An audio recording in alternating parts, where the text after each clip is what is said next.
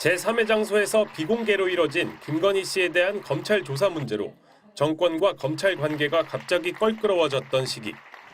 김 씨 사건을 결론내지 못하고 퇴임한 검찰총장 후임으로 심우정 당시 법무부 차관이 임명됐습니다. 명태균 사건 관련해서 김건희 여사 처분 방향 어떻게 되실까요? 수고 많으시고요. 제가 취임사에서 말씀을 드릴게요. 검찰은 심 전 총장 취임 이후 그동안 미뤄왔던 김건희 씨 관련 사건을 잇따라 처분했습니다. 취임 12일 만에 김 씨의 디올백 사건은 직무 관련성이 없다는 이유로 무혐의 처리. 그리고 한 달 뒤엔 4년 넘게 끌었던 도이치모터스 주가 조작 사건도 증거가 없다며 면죄부를 줬습니다. 심 전 총장은 직무유기 혐의로 공수처에 고발됐는데 이를 김건희 국정농단 특검이 넘겨받으며 특검이 직접 수사하게 됐습니다. 순직 해병 특검도 예외가 아닙니다.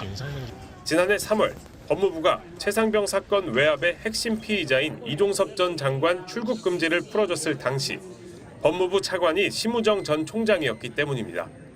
특검팀은 당시 결정 과정을 수사하기 위해 이미 심 전 총장을 압수수색했습니다. 수사기관인 공수처가 출국금지 해제를 반대한다는 의견을 냈음에도 불구하고 법무부는 이종섭 전 장관의 출국금지를 해제하였습니다. 심 전 총장은 서울 남부지검의 건진법사 관봉권 띠지 분실 사건에도 연루돼 대검 감찰팀의 수사 선상에도 오른 상황. 논의한 결과는 대검의 관봉권 폐기 상황을 보고했다는 거 하나, 그다음에 수사에 집중하자라는. 여기에 자신의 딸이 외교부에서 특혜를 받고 채용된 구체적인 정황이 드러나 공수처 수사까지 진행되고 있습니다.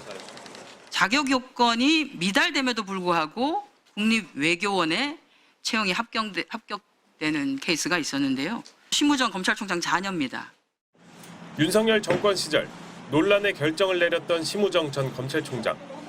이제 자신이 수장이었던 검찰은 물론 공수처와 특검 3곳 등 모두 5군데 기관에서 수사를 받는 처지가 됐습니다. MBC 뉴스 윤상문입니다. 내란 특검에 소환된 심우정 전 검찰총장에 대한 조사는 17시간 30분 동안 진행됐습니다. 조사를 마치고 나온 심 전 총장은 출석할 때와 마찬가지로 취재진 질문에 아무런 답을 하지 않았습니다. 오늘 어떤 부분 해명하셨습니까? 윤 전 대통령 석방 반대 의견 있었는데도 즉시항고 포기하신 이유가 뭔가요?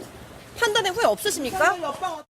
심 전 총장이 진술 거부권을 쓰지 않고 조사에 상세히 답변한 것으로 전해졌습니다.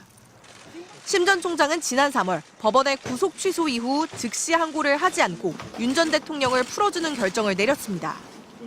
당시 수사팀의 반발에 즉시 항고 방식에 위헌 소지가 있다는 주장을 내세웠지만 정작 석방 이후 항고를 하는 다른 방법을 선택하지 않았습니다. 특검은 심 전 총장을 상대로 법에 정해진 불복 절차를 왜 밟지 않았는지 집중 추궁한 것으로 전해졌습니다. 또 비상계엄 선포 직후 박성재 전 법무부 장관으로부터 합동수사본부에 검사 파견을 지시받았다는 의혹도 조사한 것으로 파악됐습니다. 심 전 총장은 계엄 선포 이후부터 이튿날 새벽까지 박 전 장관과 3차례 통화한 사실이 드러나 이미 압수수색도 받은 상태입니다. 특검은 이번 조사 내용을 바탕으로 심 전 총장의 윗선인 박성재 전 법무부 장관을 피의자 신분으로 불러 조사한다는 계획입니다. 한편 윤석열 전 대통령은 오는 금요일 열리는 특검의 추가 기소 사건 첫 재판을 앞두고 보석을 신청했습니다. 윤 전 대통령 측은 방어권 보장과 건강상 이유를 들었는데 담당 재판부가 별도 신문을 거쳐 결정할 예정입니다. MBC 뉴스 이혜선입니다.